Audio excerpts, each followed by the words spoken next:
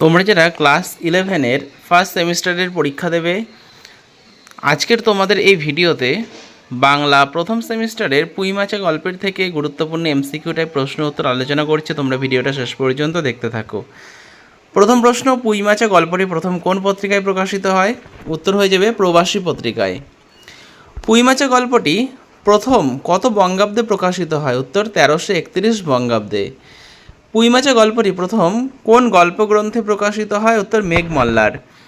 পুঁই মাছে গল্পটি শুরু হয়েছে কোন ঋতুতে? উত্তর শীত। পুঁই মাছে গল্পটিতে কার বাড়িতে গাছের রস সংগ্রহ করতে যাওয়ার কথা বলা হয়েছে? তারক খুড়ো।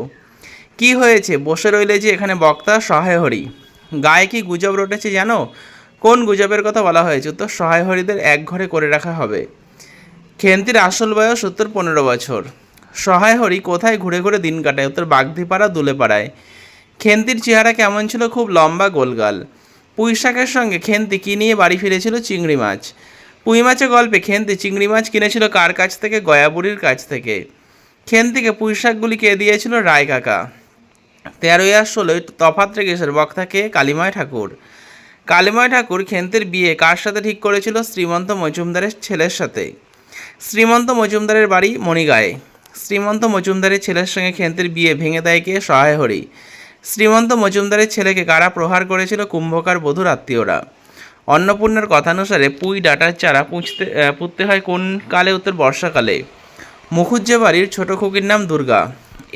এই বেড়ার গায়ে মেটে আলু করে রেখেছি বক্তাকে? ময়সা চৌকিদার। আপদ ঘাটে গিয়েছে, এখানে আপদকে? অন্নপূর্ণা। খেন্তির মুখখানা কেমন ছিল? উত্তর খুব বড়। খেন্তির চোখ দুটি কেমন ছিল? ডাগর ডাগর ও শান্ত। পুঁই পাতা জোড়ানো দ্রব্যটি কী ছিল? চিংড়ি মাছ। খেন্তি পুঁই গাছের চারা লাগিয়েছিল কোন কালে? শীতকালে। অন্নপূর্ণা পিঠে বানিয়েছিল কোন দিন? পৌষ সংক্রান্তির দিন। অন্নপূর্ণা কী কী উপকরণ দিয়ে পিঠে বানিয়েছিল? চালের গুঁড়া, ময়দা, গুড়, 1 বাটি তেল। খেন্তি কম করে কটা পিঠে খেয়েছিল? 18-19টা। খেন্তির বিয়ে হয়েছিল কোন মাসে? বৈশাখ মাসে। খেন্তির জন্য যে পাত্র দেখা হয়েছিল তার আর্থিক অবস্থা কেমন? উত্তর সঙ্গতিপন্ন। খেন্তির বরের কিসের ব্যবসা আছে? সিলেট চুনো ইটের। দিদি বড় ভালোবাসত বক্তাকে? উত্তর পুটি। খেন্তির বিয়ের 15 টাকা বাকি ছিল, কত টাকা? 250 টাকা। খেন্তির শ্বশুরবাড়ির লোকেরা তাকে কোথায় রেখে এসেছিল? টালায়। খেন্তি কোন রোগে মারা গিয়েছিল? বসন্ত রোগে। সহায় হরির বাড়ির পিছনে কোন গাছের ঝোপ আছে? সারা গাছের।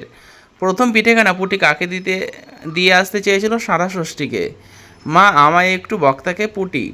সহায় হরি কোথা থেকে খেন্তির জন্য শীতের জামা এনেছিল? উত্তর হরিপুরের রাসের মেলা থেকে। খেন্তির শীতের জামা সহায় হরি কত টাকা দিয়ে কিনেছিল? 2.5 টাকা।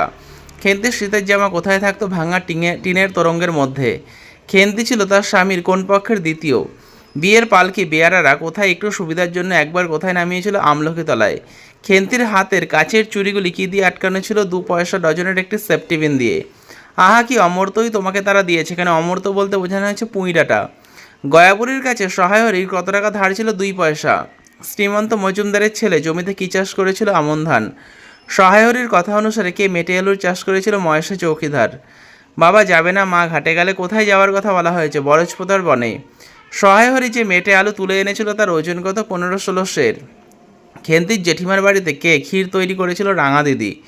অন্নপূর্ণা পৌষ সংক্রান্তির দিন কি বানিয়েছিল? পাটিসাপটা। খেন্তির জন্য যে পাত্র দেখা হয়েছিল তার বয়স কত ছিল? 40-এর বেশি নয়। খেন্তি কোন মাসে তাকে আনার জন্য মায়ের কাছে অনুরোধ জানায়? আষাঢ় মাসে। তোমার মেয়েটির হয়েছিল কি? এখানে বক্তা বিষ্ণু সরকার। খেন্তির শ্বশুরবাড়ির কাছে সহায় হরির আনুমানিক কত টাকা ধার ছিল? 250 টাকা। খেন্তির শ্বশুরবাড়ির জন্য পূজার তত্ত্ব কম করে কত টাকা হবে? 30 টাকা। সহায় হরি মেয়েকে বিয়ের পর দেখতে গিয়েছিল কোন মাসে? পৌষ মাসে। নীলকুঠির আমলে এই অঞ্চলে বাঘে গরুতে এক ঘাটে জল খেয়েছে কার নামে? উত্তর পরমেশ্বর চাটুর্যে। কোন মাসে খেন্তির বসন্ত হয়? ফাল্গুন মাসে। এই প্রশ্নগুলো তোমরা পড়ো পুঁই মাছের গল্প থেকে। পরবর্তী ভিডিওতে বিশাল ডানায়ালা এক থরথরে পুরো এই গল্প থেকে প্রশ্ন উত্তরগুলো আলোচনা করব। তাই তোমরা যারা চ্যানেলে নতুন আছে চ্যানেলটা অবশ্যই সাবস্ক্রাইব করে রেখো এরকমই ভিডিও পাওয়ার জন্য। পারলে ভিডিওটা বন্ধুদের সঙ্গে শেয়ার করে দিও। তো ভিডিওটা শেষ পর্যন্ত দেখার জন্য তোমাদের অসংখ্য ধন্যবাদ।